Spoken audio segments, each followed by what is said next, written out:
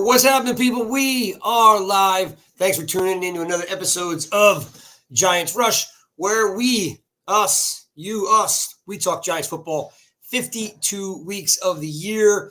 And the consistent conversation that we've been having is very reminiscent of the 2021 season where we lose every week. So we're going to dig in a little bit. I got Chris here. I also got Mark Thompson, special guest, is kind of going to hang out with us and chew it up a little bit. Happy Halloween. I have my anonymous mask right here, right? Because, it's Halloween, or maybe mischief night, depending on where you're from. Maybe your kids are running around running toilet paper around people's houses and mailboxes. So the Giants are now 2-6, lose in overtime to the Jets. Heartbreaker. Not really sure where to go from here. Also, of course, Leonard Williams got traded today. Lots of things to talk about. We're going to go over our, some nightmares, trade deadline, a lot of things to talk about. Let's bring in the boys.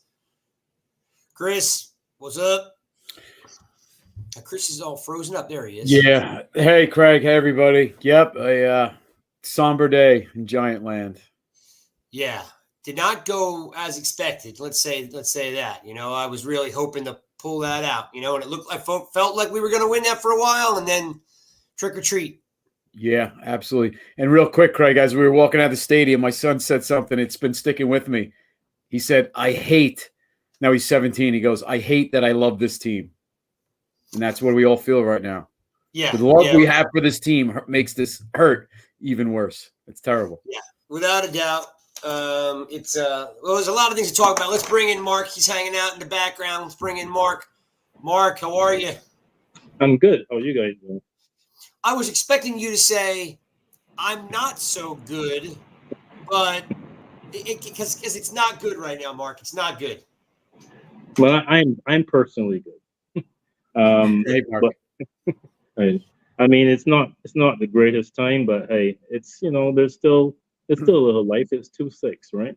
It's not but to be honest, the Giants haven't shown that they can go on a run. So until they do it, you're not going to believe it. So right now, I'm kind of sitting back and saying, okay, I'm resigned to what's going to happen for the rest of the season until they show something.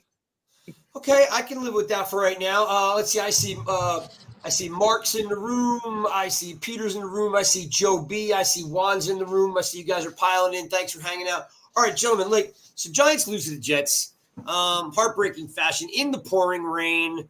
And I will make an admission: I did not go to the game. My son was playing lacrosse this weekend in Maryland and in Pennsylvania. So we've been driving up and down the Mid-Atlantic area. So I was watching it on a stream from our friend Chris, who's a big follower, sent me a stream that I watched, and it was ugly, guys. So let's try to at least let's talk something good. The defense, gentlemen, played probably some of the best ball we've seen them play. And Kayvon Thibodeaux shows you what he can do. Dexter Lawrence. I'll even give you the grades, all right?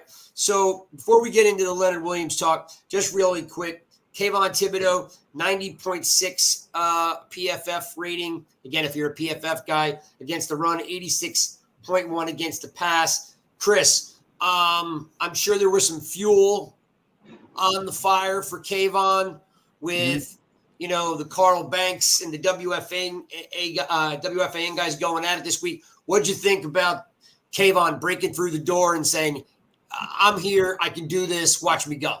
Yeah, it was very reminiscent of the Washington game from last year. He was just everywhere. He was a big part. It was like, not that he's Micah Parsons yet, but you got that feeling that you were watching a Micah Parsons, and he was everywhere, so kudos to him, man. He played his heart out, and unfortunately the Giants didn't get the win, but if we can get that, even half of what he did yesterday, it will be great for his career. Mark, Dexter ties the all-time pressure count with 15 pressures, which matches J.J. Watt. Guys got to the top 3, top 5 player in the game, especially at his position. What did you think about his game yesterday? Because he was a total beast, really. He demanded attention. He blew up a lot with what was happening on the O-line there, which obviously gave some opportunity for others, mainly Thibodeaux. But just to go back, Thibodeaux, that double move was really sweet, and that sack, But Dexter Lawrence was a beast all yesterday, really. Excellent. Yeah, the defense actually, they came to play, they showed up, and for what it's worth, right? If you just look at one half of the ball, they did everything possible to get you a win. And that's not the first time that they've held up their end of the bargain and the offense can't come through. The last 3 games they've been keeping everybody to roughly 11 points. Yeah. If you keep the team to 11 points, you should win games, right? That's a great point. Like at the end of the day, if you're keeping a team like even under 17 points, you should be able to generate enough offense to win that game. And again, 15 pressures, Chris, like that's literally tied with J.J. Watt of all time. The guy was a one-man wrecking crew. And then Thibodeaux, as Mark just alluded to, I tweeted it out early this morning, they are the cornerstone of the defense. They are the cornerstone of the defense, and they showed, the world like, hey, regardless of what happens, we're gonna carry the load. Yeah, and I'll even take it a step further. With Bobby Okereke and Deonte Banks, I think those 4 are going to be your core moving forward. Specifically those 4, and we'll build around those guys. And what were the 4 again? What were the 4? No, you got to put Deonte Banks. He's going to be you see him growing. Every week. Bobby Okereke, Dexter, and Thibodeaux. Those are our guys right there for the defense, growing and build around them. And Micah McFadden, he might be in that conversation shortly. I was going to say, I know a lot of people, it is what it is. I was kind of, since we interviewed him, and in case you're new to the channel, we do interview a lot of guys. We had an interview with McFadden. I kind of took to him because he was an underrated guy. What I noticed about McFadden's game is, and it's definitely, he's getting great help up front with Leo and Dex. But last year he used to get washed out in a play. He used to over pursue a lot of plays and get washed out. Now I see him slowing down, looking for cutbacks and filling the hole. So it's it is refreshing to see Okereke and McFadden play together. Yeah, and Jay makes a good point. We're seeing Flott grow right before our eyes too in his second year. So maybe he becomes a part of this, core as well. How about Flott? Yeah, I'd like to see him get on the field more, right? Like, they spot him in. Sometimes he plays dime. Sometimes he plays the nickel, right, Chris? Mm-hmm. Yeah, and I think if Adoree, next year, I think Flott's going to be he's going to be right in there even more because I think Adoree will be gone. Obviously, welcome in Jay and Peter and Mark B. And then of course the YouTube user I think is Greg. So good to see you guys all in here. Look, the defense, like I said, the defense did have a good day. Like Mark just said, if you keep a team to 11 points, you should win. Now, it's depressing. They lose in overtime in grand fashion, right? Heartbreaking fashion. And then today, early this afternoon, breaking news, Leonard Williams, what I thought was probably the best tandem in football, or one of the best tandems in football, and of course, best friends, right? Leonard Williams has been traded to the Seattle Seahawks. So let me break this down for you guys, just in case, you haven't been keeping up on it. Let's just talk about what they got compensation-wise. Mark, they getting Leonard out to Seattle, joins Julian Love, who left this past year. And in return, they get a second-round pick in 2024, fifth-round pick in 2025. What's your opinion on the compensation? Oh, it's excellent compensation, but I guess the flip side of that is that we're eating pretty much most of the money. I mean, the amount of money that Seattle has to pay out is the prorated amount for the vet minimum, so that's maybe $600,000 or something like that. Yeah. And what's left in jumping the gun on me. I didn't even get to the money yet. Oh, sorry. I mean, I'm just the compensations from the draft side, and well, I guess the reason why you're getting that is because we're eating most of the money. Yes. But then they're turning it into a signing bonus, which means that they can get some cap relief this year. And my understanding, that's roughly about near $5 million or something like that. Yeah, that's right. Yep. And you're almost there. It's actually pretty interesting because imagine getting traded, right? The Giants had to cut Leonard Williams a $9.3 million check today for a signing bonus. So imagine getting traded, and then on your way out the door, they hand you a $9.3 million check, and Seattle will still be paying him $647,000. So it doesn't really – I mean, I know he probably loves New York and he wants to play with his buddy, but it's not a bad way to go, right? And he's going to a playoff team, a first-place team right now. So and he's going to yes. Now, the as Mark just alluded to, the money from a dead cap perspective is the Giants will gain $4.5 million in 2023. Rest of this season will gain $4.5 million. However, that 4.5 dead money is now also on the, put against 2024.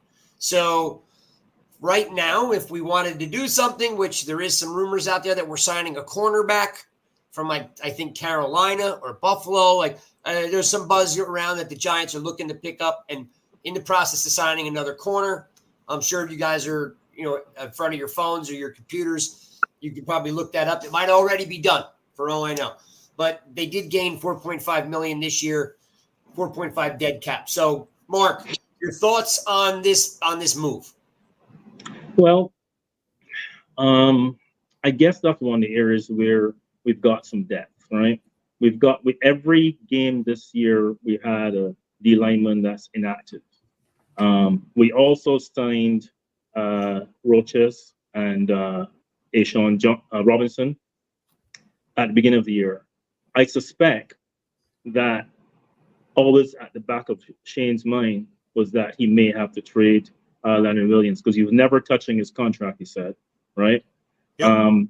And I mean, I don't know if, even if a discounted amount would have helped, maybe. I have no idea. I'm sure something could be worked out if they did that. But I think that was in the back of his mind that was how he was going to deal with it. And I don't even know, even if we were 4-4 or 5-4, if it wouldn't have happened, to be honest with you. It's very possible that it was going to happen anyway. Because because in my mind, I'm like, well, why are we signing two of these guys? And we've got Davidson coming back, and we didn't know Riley might turn out to be any good. I'm not saying he's great, but he's something to develop anyway. Ryder Anderson is on the practice squad, so we've got some depth.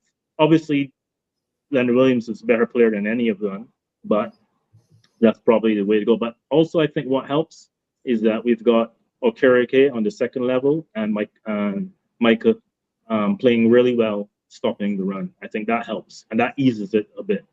That's what I think. Okay. I mean, look, I'm with you. There's probably definitely some method to the madness. But Chris, let's flip the coin over. Mm-hmm. Does Okereke and McFadden now struggle a little bit without Leo in front of him. Nacho is a great player. I'm glad he's here. I'm glad Robinson's here.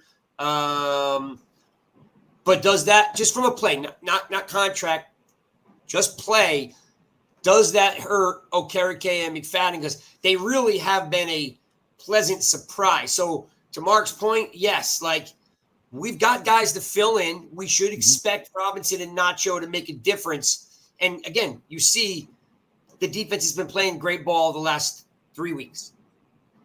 Does it hurt those guys? Yeah, it might a little bit, but considering that Ashawn's a veteran, Nacho's a veteran who's good against the run, I don't think it'll be too much, of a difference. Now, if you want to say Dexter was the one that left because he gets such a push, I think that would have made a bigger difference. But I think Leo, just the game he plays, I don't think it'll be too much of a drop off for Okereke and McFadden. So I anticipate those guys with Ashawn and Nacho up there and Ryan Anderson, or to beat DJ Davidson and maybe Anderson. I think they're going to be all right. I think they'll continue to play well. In the comments, Greg says he thinks that the Williams trade is similar to the Von Miller trade from a compensation standpoint. So that might have been like the model that they used, looking at like when Von Miller went to Denver. I mean, Buffalo. Yeah. Sorry. So that might have been the model that Shane was using, right? Because he's a Buffalo guy, right? So he might be using that as a model to make that happen. Personally, like I really liked Leonard Williams. I thought he got a little bit of a bad rap with some of the fans because they couldn't get past the contract, and Chris, you and I have talked about it. Like the year that Blake Martinez went down, they basically, asked Leonard to stop the run. So he had 80 plus tackles from a defensive tackle standpoint, which is unheard of, right?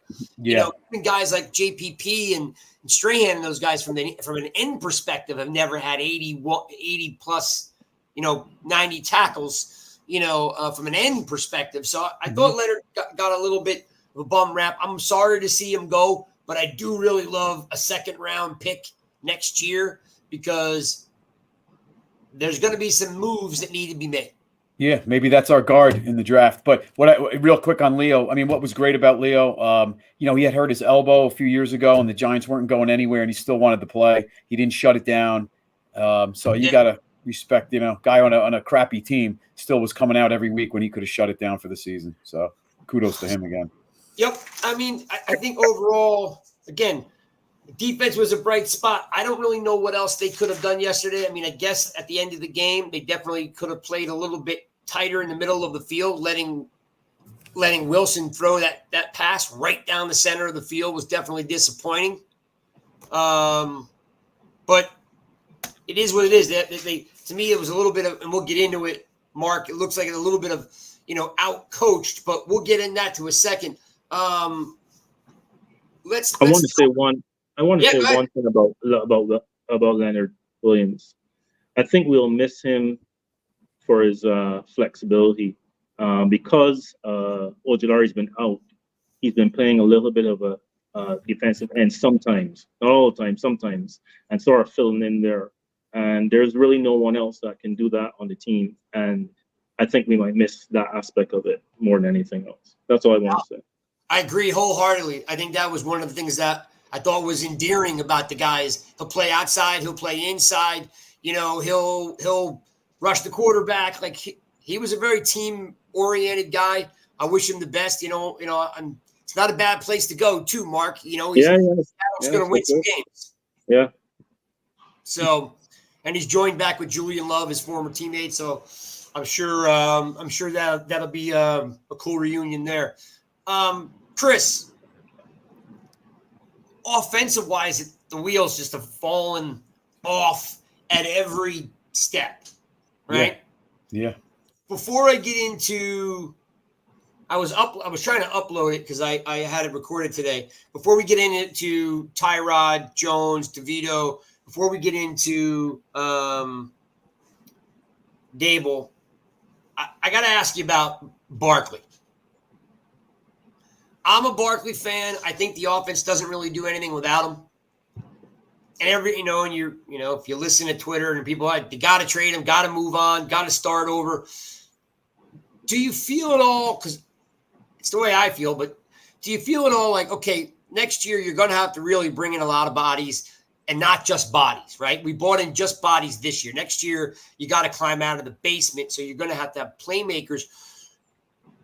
Do you want to start over at the running back position? Because we've had now, Breida, and we've had Gray, and we had who was Matt?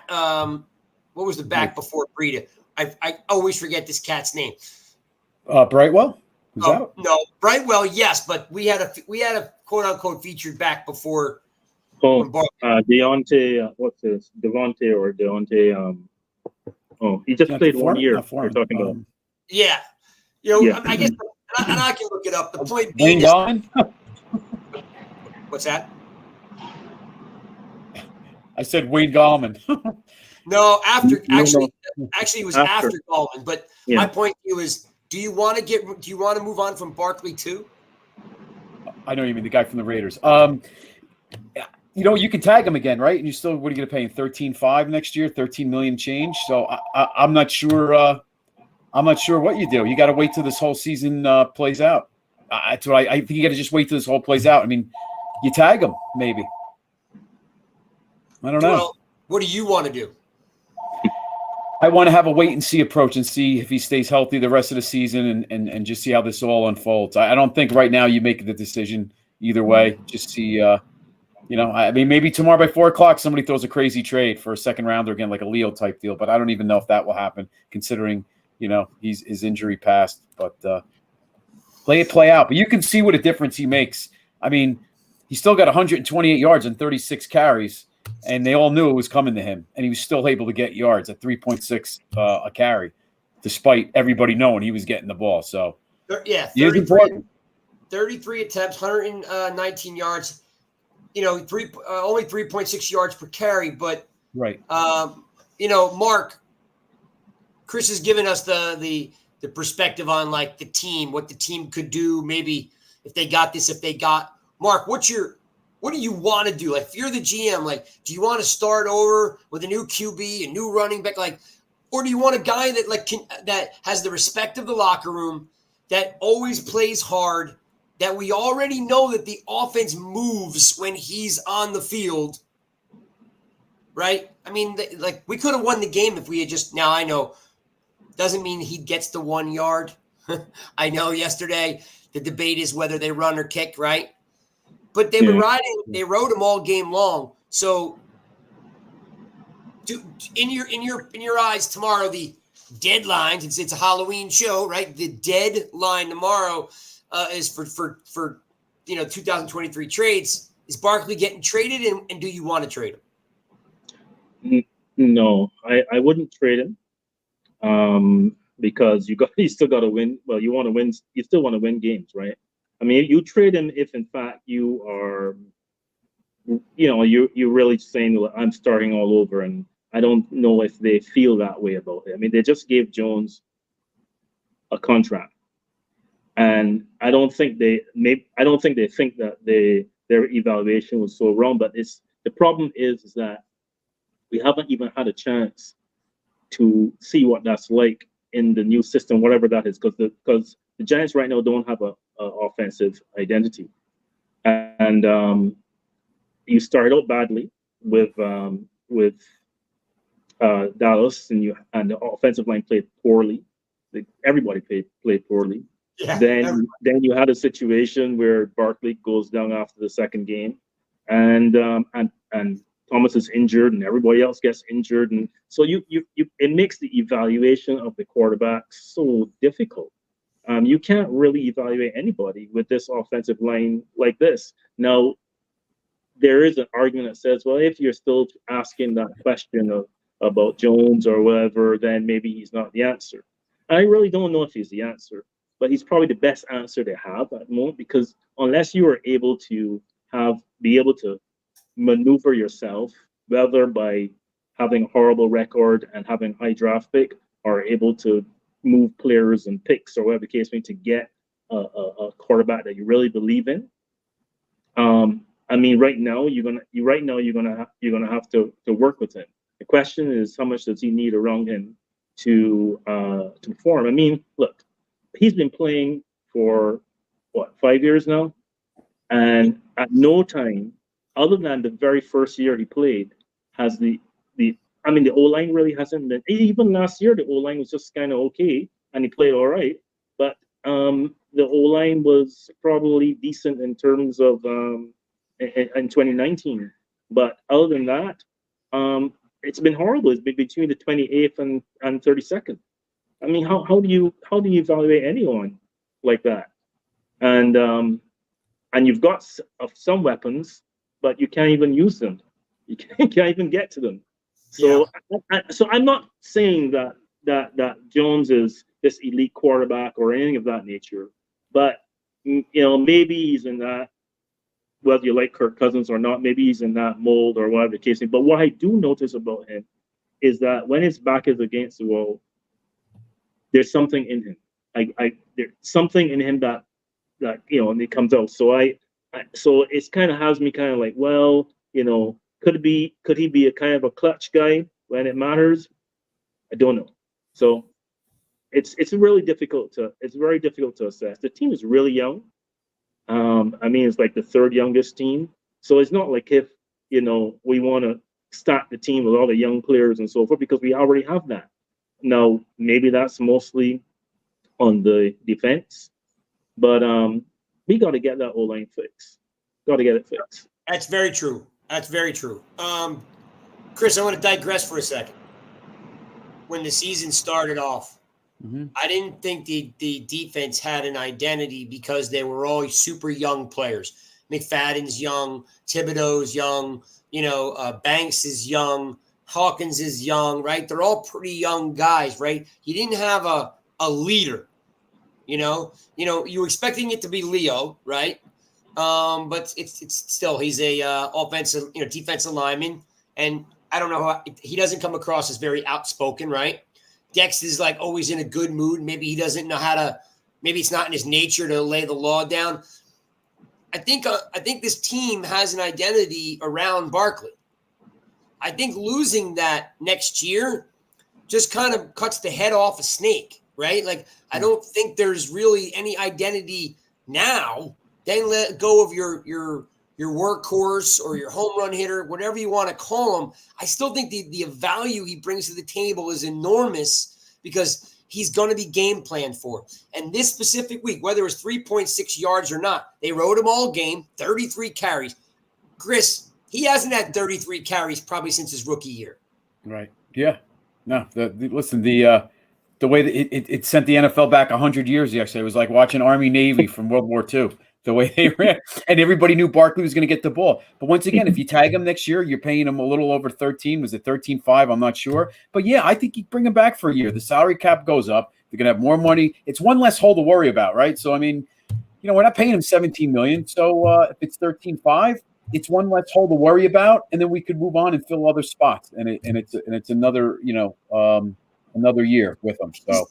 He's the only bright spot on the offense. Yeah, and I like the fact he wants to be here too. He hasn't complained, doesn't want to be traded. So, he deserves better, just as Jones deserves better, and the guys around him. He deserves better, and we got to, like Mark said, I think once and for all, this line will be fixed. And I know we've been saying it for years, but we have two pieces. We just got to fill those other spots and see what we have to do with Neal at guard or leave him. But we're getting there. We got to fill these other spots in the offseason.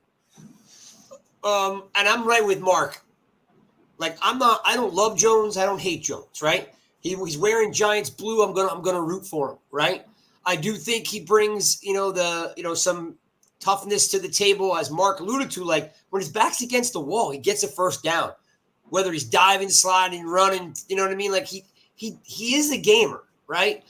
There is a part of me that feels like he's afraid to go downfield.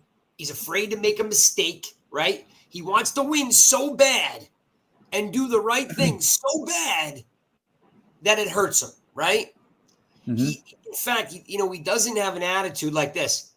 I don't care. I'm whipping this thing. I'm putting this thing in there. I'm throwing it 35 times. He's so nice, I think, that it hurts him, right? Like, because he wants to do so well that I just think he's afraid to trust his ability a lot of times, and it looks like he's like almost like Eli did at the end, right? So yeah, but you know what's odd when you look to last season when things started to gel with Hodgins coming over and the offensive line actually playing better, you didn't see that. You saw him start later in the season take those shots downfield, and things started to open up. So I think this is all a culmination of so many different things as one with the offensive line. It's him. It's been the perfect storm for this whole team in a bad way. Since Jay's got a great quote here. I'll throw it up here. Jones has been overcoaching micromanaged since day one. Right? The poor kid's basically taking over for Eli Manning, right? So it's really big shoes to fill. Good point. Shoes to fill. Yeah. So Mark,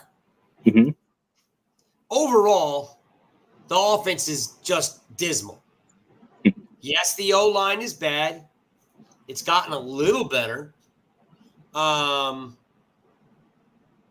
I guess my question is that yesterday's game, the defense plays great. Offense can't score. We don't throw the pass. We don't throw any, Tyrod's out. Like, is this really, Mark, about Kafka or Dable or both?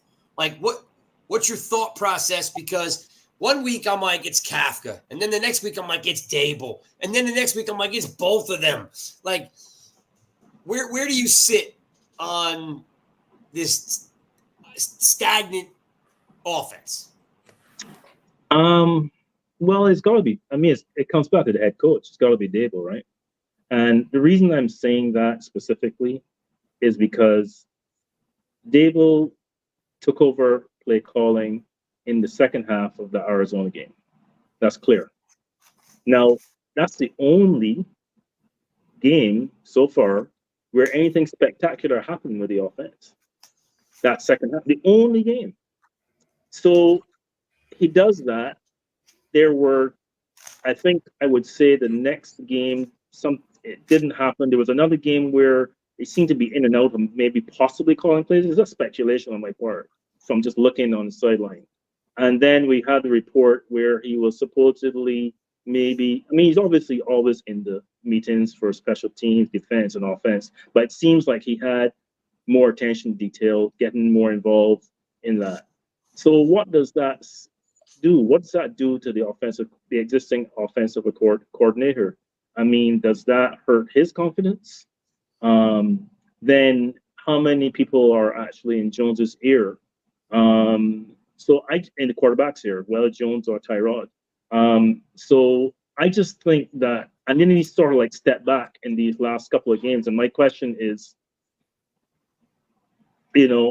what does that say about Kafka? So I think it's a little bit of confusion.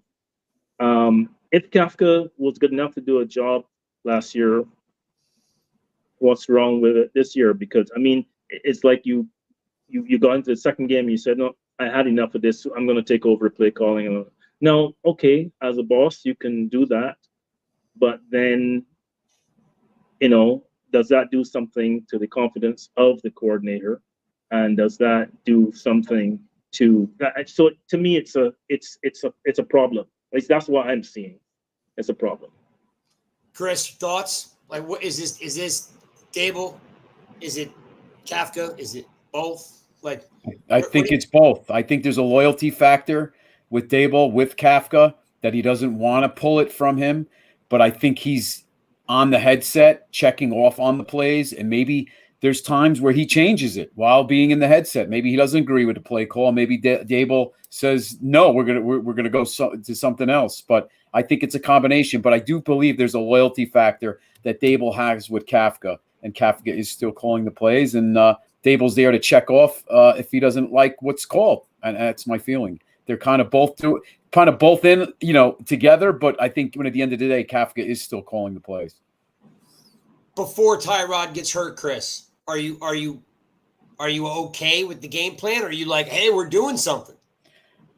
Well, at that point, what did he throw for? He had 7 yards that he threw for the game. Yeah. So, no, we weren't happy about it. I wasn't happy about it. I mean, I think Slayton was the only wide receiver to get a catch other than Waller early on, and then Waller goes down. But no, I mean, we knew what it was going to be like, and the running game just took over, and miraculously, they because of those penalties, they took the lead. But I just feel like they could have taken a couple shots to loosen things up as well.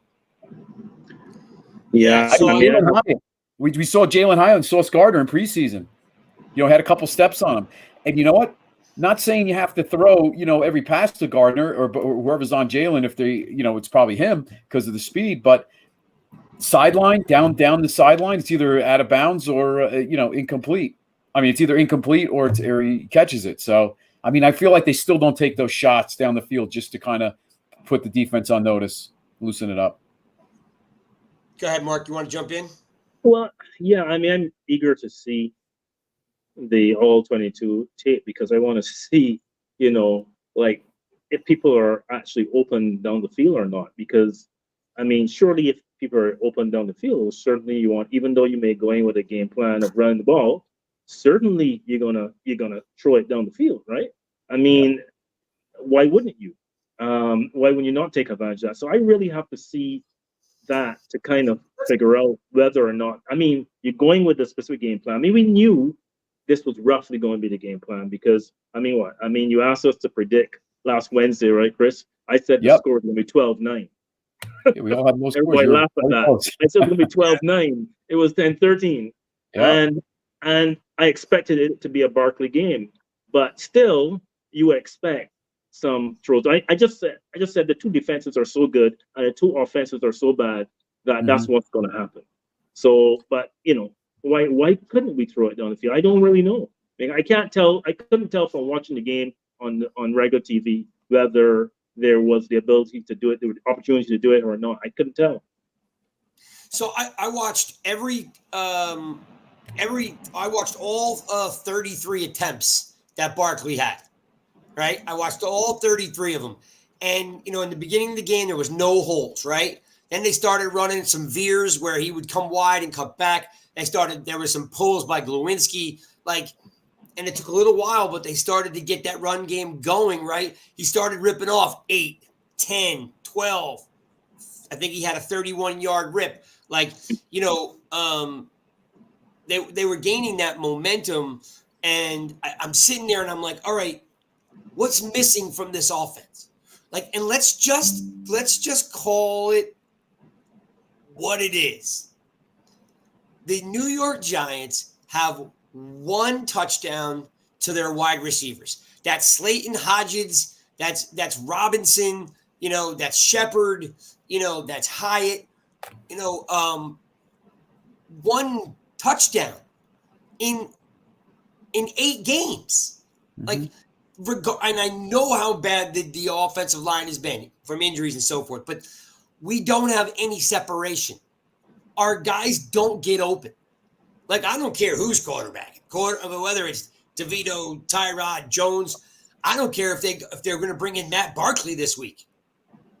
But the wide receivers cannot be getting open at any level for us to have one touchdown over 32, and if you want to count overtime, 33 quarters of football.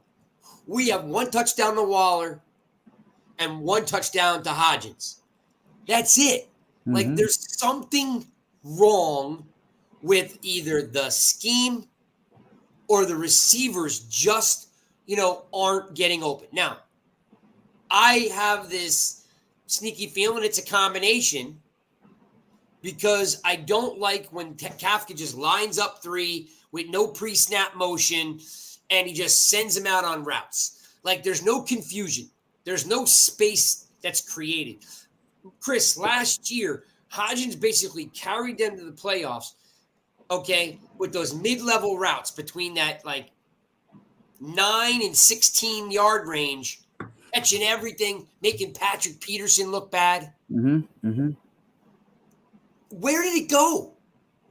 I mean, where did all that go? Where did that space go? Those patterns go? How did it work so smooth last year? And this year we just cannot throw an out route to an open receiver if we could buy it on the shelf at Walmart. Well, I think one of the big reasons is Andrew Thomas hasn't played since game one. And when you have Justin Pugh, who's done a pretty good job at guard, playing left tackle, Tyree Phillips, who was with the Eagles, at right tackle, Glowinski, who's played better, he had his up and downs, and then Brederson.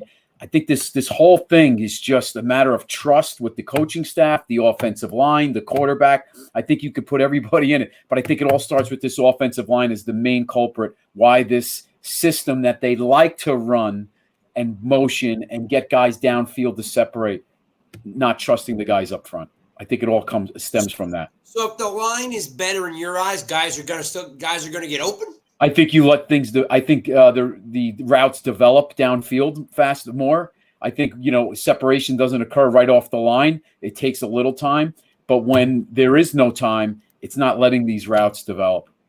There's no way at this level, these guys, which we talked about this before the season, all of us, the one thing with this receiving core is they all can separate, and we're not seeing it. And I think it all stems from not having enough time to let routes develop downfield. I don't think it's a matter of them not being able to separate as much as the offensive line not giving it time to let these routes develop. And now everything becomes vanilla. It's like Jason Garrett, right? We're watching no motion. Everything's vanilla now. It's bringing us back to the Joe Judge time. Okay. All right. All right. Well, thanks for everybody for tuning in. I see a bunch of you guys in here again.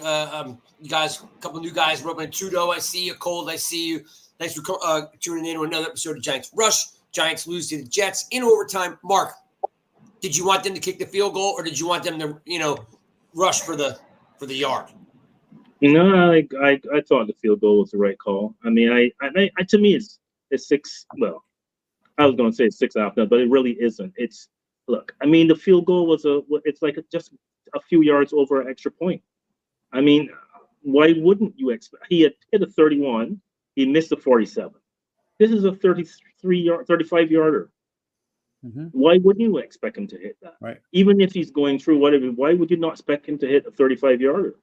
So kick the field goal, it's done. So I mean, you could say that you can go for it on 4th and 1. You'll run more time off the clock, even if you don't get it. But if you do get it, it's also done. I agree with that too. But you could, if you're playing for clock management, then you go for it on 4th and 1. If you're trying to end the game, you are going to kick the field goal. That's my opinion, because I know there's no guarantee, given what we saw during the game, that they're going to get the 4th and 1. No guarantee whatsoever. I agree. Statistically, you're kicking that thing right there, right?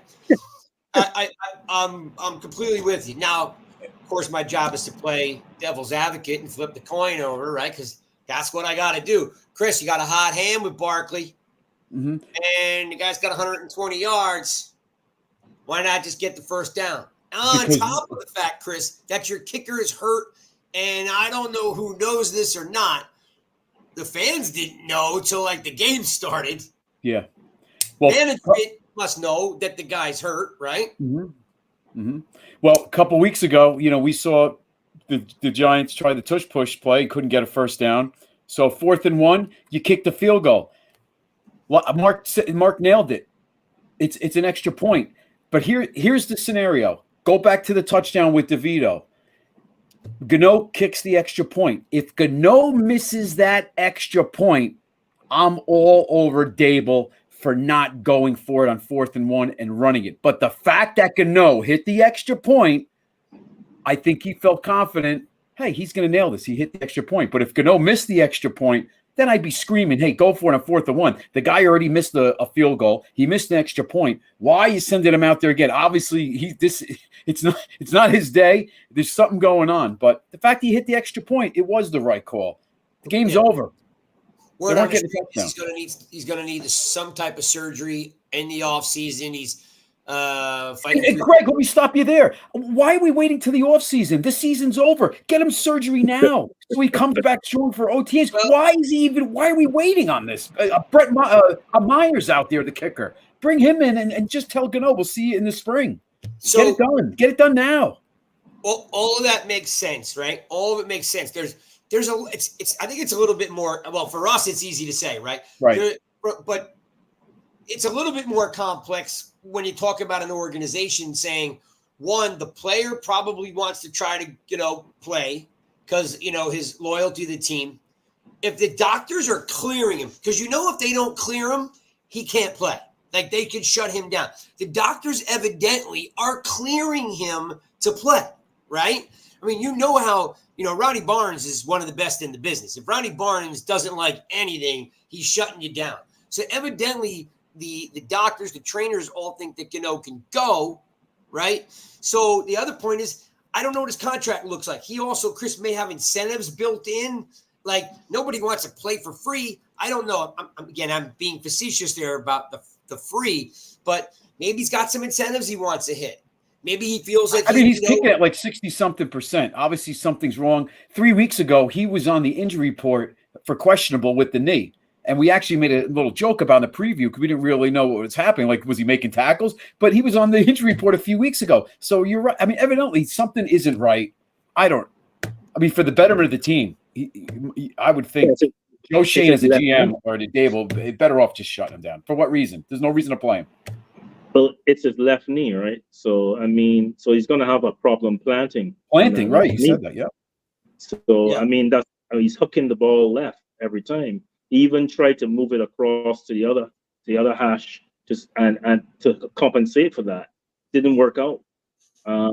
So, I don't know. I mean, look, it's always something with the special teams. I don't know if you plan to bring up the special teams, Craig, but there's always something with the special teams, right? Mark, I try to avoid the special teams at this point because every week it is. Listen, if you literally go back to the Dallas game, there is some type of hiccup, some type of drama, some type of something for 8 weeks, Mark. I can't get past, it's either we dropping punts, we're getting blocking the back on kicks, we're not kicking it in the end zone, we're not covering kicks. I mean, look, guys, I don't know if you know this. I'm sure both you two know, but out there in Giant Land, the guy they just hired from Pittsburgh to take over, Gunner, to come in, he came in to take over the punt returner job. He did a great job in a rainstorm, and they cut him today. So you're sitting there and you're saying, what sense does that make? No, well, I understand that he's going to be signed back to the practice squad. That's what has been said. He's going to be, so it's a procedural thing. I'm not sure why they're doing it, but it's a procedural thing. Yeah. Okay, that makes sense because to your point, Mark, I don't really know how much we can talk about special teams anymore because it's been dysfunctional for a decade. You know why they might be doing that? Because if he goes back to the practice squad, you get 3 elevations. They can pick and choose when they want to bring him up. So I think that's a part of it. They can kind of use that to their advantage. And also, DeVito has had 3 elevations. So they got to make a decision on him. You have to make a decision on him. They might be making room for him too to come onto the team. So there's a couple of things like that. Right. But there is a problem with this. If we look at the last 5 years of the special teams rankings from 2018 to 2022, it's 15th, 7th, 19th, 10th, 28th. The best year was 2019, 7th. So. You said it was 7th? They were ranked 7th? In 2019, yeah. Now, okay, Mark, tell me what goes into that. Is that all the special teams wrapped into one, or is that a certain? Okay. Yes, it's all the special teams wrapped into one based on this metric. I don't remember the name of the guy that I checked this out from, but that's his ranking, and he kind of wrapped everything all into one. I'm sure it's a legit source. These guys put a lot of work into coming up with stuff, right? We all do tons of homework. I would believe. But the main point is that it's been bad. The main point is that it's been bad, and there's been one special teams coach during that whole time. Yeah, that's the main point, right? We've been having some fun. We've been having some fun with it, Mark. You listen to the show. You're with us every week.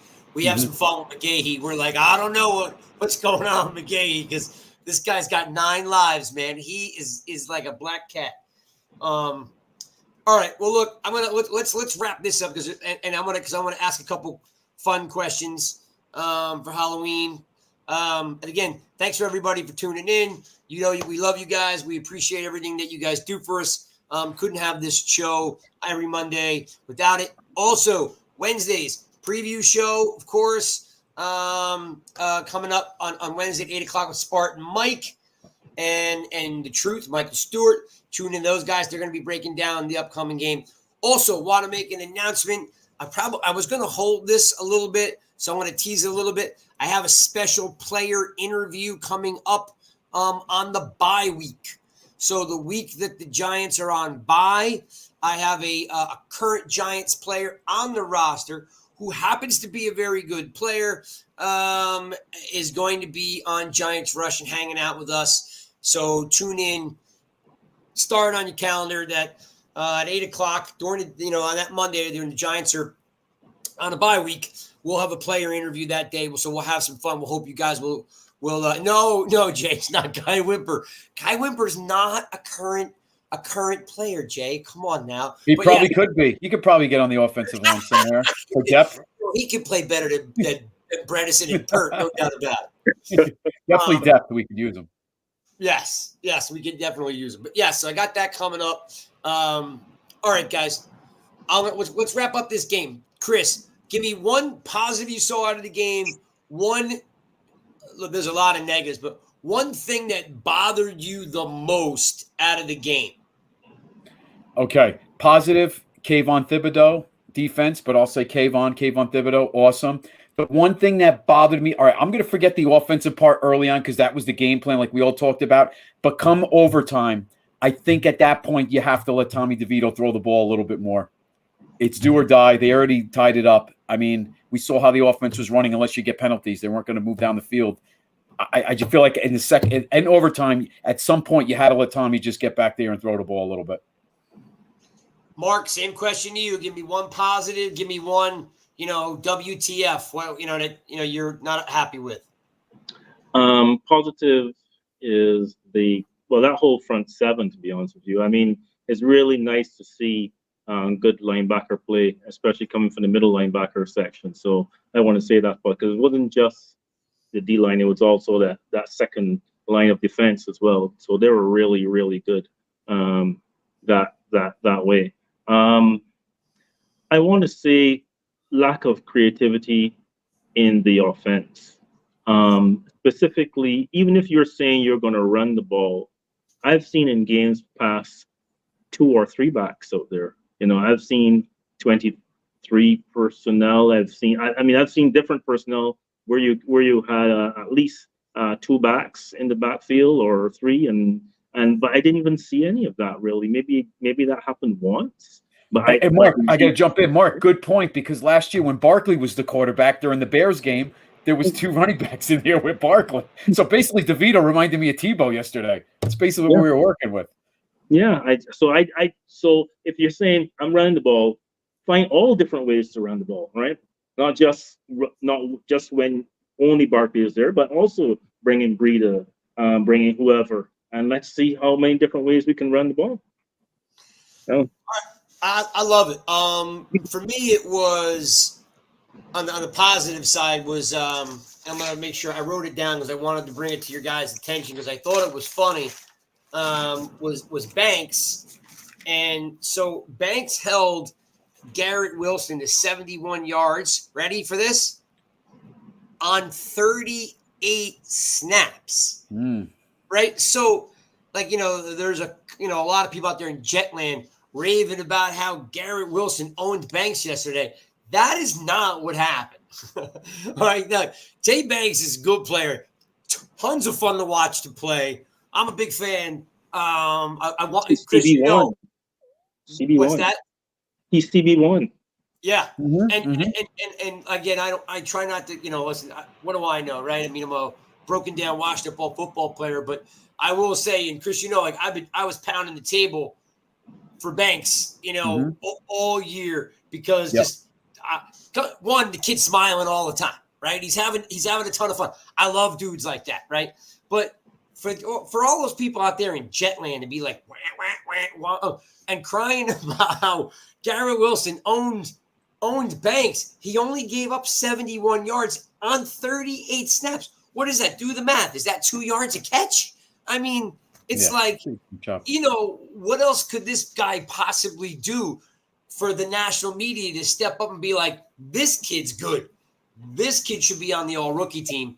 This kid should be, I give the kid a Pro Bowl nod. I don't know, like we just haven't had great corners, in the history of the Giants. We've had good corners, right? Corey Webster was good. Collins was good. Mark Haynes was the last Pro Bowl corner that we've had, and that was in his 70s. So, Right. So I wanted to give some props to Banks. I was really, really excited about Banks again because he's just been playing great as advertised. And to Mark's point, yeah, CB1. What I'm disappointed in is, I feel like somehow Kafka and Dable got a pass last year. Like some things just fell into place and we won 9 games, right? We have more talent this year than we did last year, right? We had a ton of injuries last year. We have a ton of injuries this year like we always do. I feel like somehow they're experimenting with coaching and what to do. They got out coached yesterday. Like, don't you remember we all fell in love with Dable because he went for it on 4th down? And we the first time he went for it on 4th down last year? Mm-hmm. Tennessee, yeah. And he went for 2. And we were like, bang, this guy's got moxie, right? And we were all like, woo! We were all, pounding. And then this year, there's nothing. Like, so I'm just disappointed with the learning curve that I thought would not be this long. For a playoff coach of the year, and with more talent, it just feels wildly large, the mistakes that he's making. Where Wink started off really slow, and he's only gained momentum as the season has gone on. I was really hard on him, in the beginning of the year. So I'm just kind of confused and disappointed with Dable and what he's doing or not doing. All right, gentlemen, it's Halloween tomorrow. Or maybe depending on where you are in the world, maybe it is Halloween already. Wanted to ask you guys if you had nightmares, right? Yeah, you have nightmares about certain things with the Giants, right? It just kind of goes with the theme on Halloween. Wanted to ask you guys if you had any Giants nightmares, and if you had any, which are they? Which are the worst ones? What kept you up the most? What ruined your weekend? What scared the crap out of you? Chris, I'll start with you. What's your Giants nightmare from history? From history. Well, put last night up there. That was that, but I'm not going to say that's the worst one, although it was pretty bad. Because it wasn't a playoff game. Giants are 1-5 going in. 2-5 going in. I would probably say the San Francisco game with Trey Junkin, the bad snap, because the Shockey game in there. There was a playoff game. The Giants were up by so much. Terrell Owens, the whole thing. I want to, and Deshaun Jackson was bad too. But I'm going to go with that San Francisco game back in 2002. That was pretty bad. Oof, that's really tough to beat because that was tough. My nightmare is when Strahan's telling them to look at the scoreboard. Oh, I can never. I don't know. I think Yeah. it was halftime. Yep. And Shockey laughing when he dropped the ball in the end zone. He's smirking like no big deal. And then they lost. Yep. Yeah. Mark, how about you? You're, in the theme of Halloween, what's your Giants' worst nightmare? I was thinking of this question as you were talking. I was thinking of it a little differently. I mean, I could call a game. I can call it the Deshaun Jackson game, but I want to go with something a little different. It's the injuries. For the last 15 years, we've just had okay, is it the medical team or is it the players? Now, obviously, when you have a bad team, you probably have a lot more injuries. So I don't know which comes first, but it just continues. Like last year, we had a little respite. We did a little better. But I mean, is it that? I mean, we know that Ronnie Barnes is, he's untouchable. But maybe it's time to make a change in terms of I don't know. But the injuries have been hard. We are the most injured team over the last 15 years. What can we do to do something about that? Yeah, That's a problem. Yeah. it's interesting. Again, back into the theme of Halloween is the turf, right? We changed the turf, and like I don't know if it made a difference. It doesn't make a difference, And the theme would be is like one of the nightmares that someone texted me was Jones falling down on his run versus the Eagles, and what reached up and got him? The turf monster, right? Like you're running for a touchdown versus the Eagles, wide open. They're losing. This would put them ahead, and he falls. So to your point, Mark, you're right that it could be the turf. Maybe if we went to grass, these players don't have the elasticity in their muscles like they used to before because they work out so much, they train so much, right? They're very tight. They snap biceps, they strap pectorals and triceps. So yes, that is definitely, without a doubt, a nightmare. I have one. Chris, you already know what mine is because I've spoken about it many times. But it is definitely the 6 interception game, Giants, Vikings, multi-pick sixes. I was there. I've never seen anything like it in my life. And just like you kept thinking, how can he throw another one? Once you got to 4, you're like, all right, he can't possibly throw another. That's probably my biggest nightmare. And then the second one is a little bit unique, is watching Eli almost cry in the post-game interview when McAdoo benched him for Geno. So at that time, McAdoo, was pounding on a table for, a replacement quarterback. The Giants were 2-9, and Eli had 222 consecutive starts. Brett Favre, I think, held the record at like 3-something, or something to that matter. Well, they benched Eli. Eli's basically crying in the clubhouse locker room. And Geno lost 24-17 anyway. So it wasn't like, they were going to have this miraculous turnaround. They were 2-9. They were a bad team. And he got benched for it. And listen, don't get me wrong. Geno's crushing it right now. But that's also one of those nightmares I have, watching Eli basically doing everything possible to hold back the tears. All right. Last question before I wrap it up. Mark, where do the Giants go from here? There are some winnable games with the Saints and the Raiders. We all know that during the Washington game, we left a minimum of 13, potentially 17 points on the field with Thibodeaux dropping that pass, Barkley fumbling, in the red zone, and Gano missing a kick.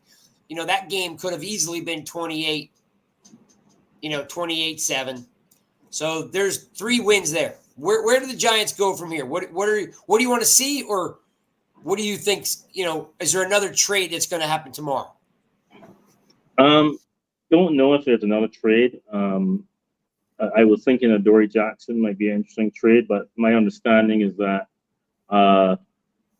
if they wanted to rework his deal so to make him more tradable, they would have had to do it by 4:00 today or something like that. So like they did with Williams.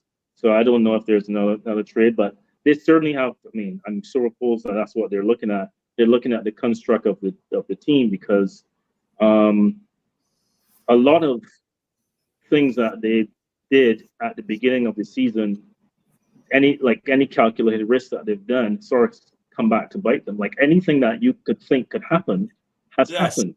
Like you would say, well, hey, we can't afford to lose Andrew Thomas, and then after the first game, we lost him.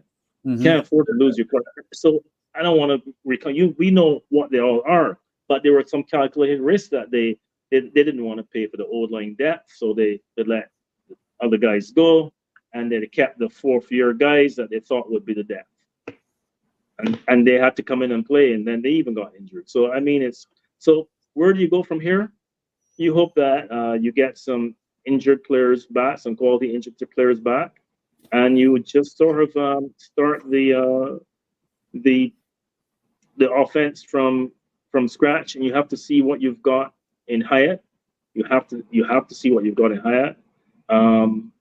I don't know if Paris Campbell is part of the future of this team. So you're going to see Wandale Robinson. You got to see what you got in him, and Slayton is just there. It's interesting how Slayton is just always there. He's just sort of like he's not blowing everything out of the water, but he's just there, and he just is a good complementary piece. But you have to see what you got out of Hyatt. So the more he plays, the better, so you can see what's going on. But we've got to have a healthy O-line. I love it, and you are 1,000% right. I'll agree with you every day to Sunday about that. I've been complaining about that. We all have been complaining about that now for last 2 years on getting better quality, and why is Shane Lemieux and Perk still on the team? Like we're definitely behind you. There's no doubt. So this is I'm looking in the chat here, and K-Mac's in there, and I'll throw up his statement because I'm gonna throw this one at you. Way early prediction that JJ McCarthy is a Giants pick. That's the quarterback out of Michigan. And Chris, there are, in my estimation, there are 6 quarterbacks in the draft that can play ball. I personally have my dark horse favorite, which I will have no problem telling you guys, which is Jackson Dart out of Ole Miss. He's already beaten LSU and Auburn. He had a pretty damn good day against Alabama. I really, really like his game. He's not getting a lot of pub, but there are a couple other guys, J.J. McCarthy, Penix, what do you call it, from North Carolina, May. May. Yep, of course, Caleb Williams. Yep. We know as well. All about him. Yep. So, Chris, is there anyone, like, do we draft a quarterback and even let him just, sit for half the year behind Jones and then let them start the second half of the year? I know quarterbacks usually don't sit very long anymore. So my question to you is, you're the GM. What are you going to do if there's 5, 6 decent quarterbacks? I shouldn't say decent. Like, for college football, these kids are just they're the cream of the crop. Yeah, I know there's 5 out there, and haven't followed as much, but yeah, I know there's some good ones. So Jones got cleared. He's going to play Sunday. Yes. Let's see what happens. Let's see how the rest of the season transpires with him at quarterback staying healthy. And I think you go into the offseason looking at that body of work with Jones and these receivers like Jalen, see what that chemistry is like, because he's going to be a big focal point, I believe, moving forward with Jones. He's going to have to get more playing time. The season's over. It's now looking forward to next year and get him that experience. And I think you always can't pass on quarterbacks, right? They own Jones $37 million next year, but then they have an option after that. So it's this, who's to say that they don't get a quarterback and let him sit a year and see what Jones does, and maybe it's a trade piece with Jones at some point next year, or if the season didn't go well. I think it's all on the table, but I think if there's a guy they love, like the old saying goes, you don't pass up on a good quarterback. If nothing else, it's a trade piece and it's a boatload of picks. But I think we're going to have to see how this all plays out over the course of these next 9 games. And you know what? And like I said, like I said, I don't love Jones and I don't hate Jones. I'm probably more pro Jones than I am anti Jones. Me right? Too. Yeah. Like Mark said, it's really hard to evaluate the guy every year because there's always a problem. Bad line, receivers are hurt. Like we're wasting time, and we're wasting time constantly waiting for this to develop. So that's my that's kind of where I am. Is like I almost feel it's never going to get any better for him here. Yeah. Like, and we wasted Barkley's career. We're wasting his career with this team. Yeah. Yeah. So, like, just go out and get, like, we've talked about this. Like, why develop a lineman? He may not turn out. Just go trade for a guy. Next year, first thing out of the gate, trade for the best right tackle in the game. Because what happens if you draft the right tackle and he's no good either? Like, we need proven commodities. Now, I want Jones to do well. I do want Jones to do well. I mean, his ceiling, though, I mean, listen, for the record, in case you guys are just, you're digging in this, I'm pretty sure the only quarterback that's gotten paid and won a Super Bowl is Patrick Mahomes. Most of these teams are trying to get a quarterback on their rookie deal, right? They're trying, Josh Allen got paid. He hasn't done anything yet. Burrow is either I think he's up this year to get paid this year. Like, guys, quarterbacks aren't winning. Now, there are those guys that are elite. Stafford the Rams paid him and he won, right? Rodgers got paid. He hasn't won. So I don't know. It just might be time. You know what? Jones may go to Tampa Bay and do great. I'm holding out that he has a great finish to the end of this year, but the neck, it bothers me. I'm worried about the neck. It's always going to be there. Mm-hmm. Yeah. Right? What do you think, Mark? Yeah, I mean, look, there are a number of quarterbacks that are going into this draft that are highly rated. We have a pick in the first round. We've got 2 second-round picks right now. So, I mean, if you see a quarterback you like, I think you take him. And what's the worst that can happen? That Jones all of a sudden has a ceiling that you like, and you got this quarterback in waiting. So, I mean, what's wrong with that? Or the other part of it is that Jones really doesn't. He's just kind of steady and plodding, and the quarterback comes in and learns good habits from Jones and so forth and so on, and then he takes over. I mean, to me, I think you're going to have to pick a quarterback next year. I just think you probably not. I mean, he would really have to blow it over the water for the rest of the season for you probably not to go that route. But I mean, we have doubted Jones before. He's the only quarterback that's had a 5th-year option declined and end up with a new contract. So you just don't know. But, the thing is that, I mean, look, Brady wasn't Brady initially, right? Brady became Brady sometime down the road. And through a lot of dedication and hard work, and I mean, he's not the best athlete, none of these things, right? And through dedication and hard work, somewhere down the line, I mean, he started playing in 2001. So by 2007, he was becoming what he became, But before that, not really. So I don't know. But you see, he had the luxury. He was winning. He had a good team. Stability, everything too, was working. right? Yeah, all of that.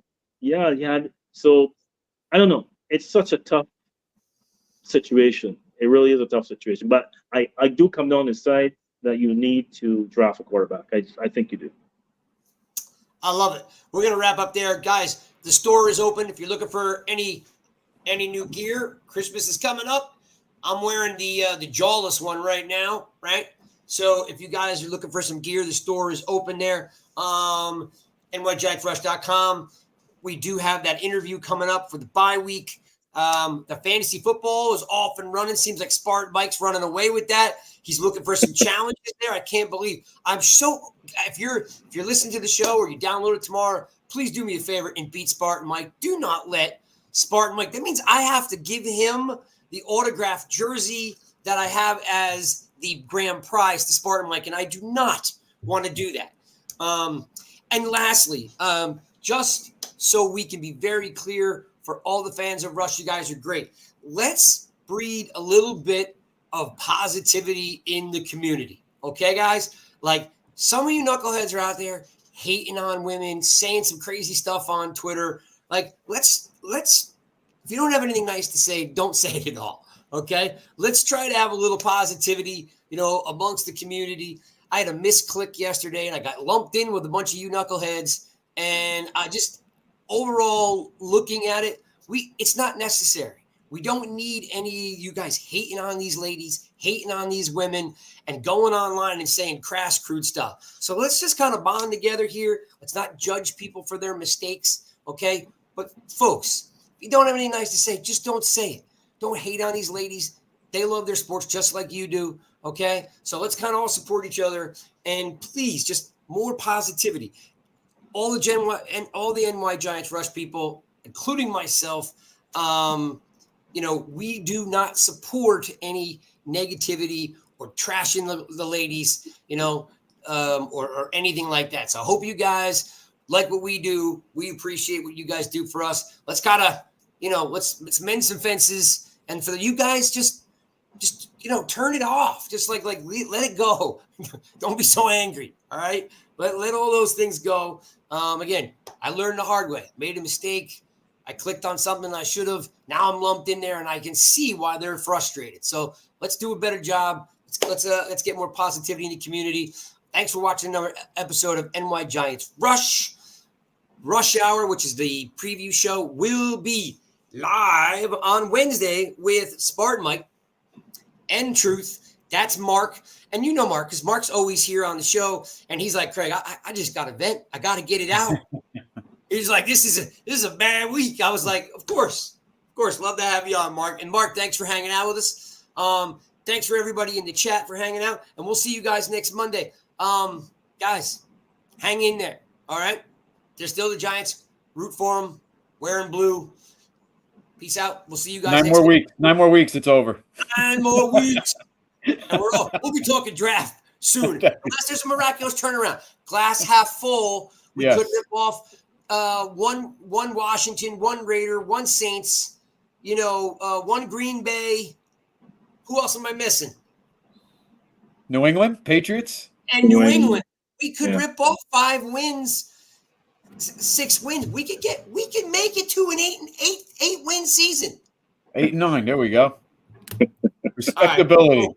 Thanks for hanging out. We ran a little bit long, but happy Halloween. Be safe. Hope your kids have a great Halloween. If you're embracing the old mischief night, I hope you don't get toilet paper too much. And always a pleasure. Love you folks. See you guys next week.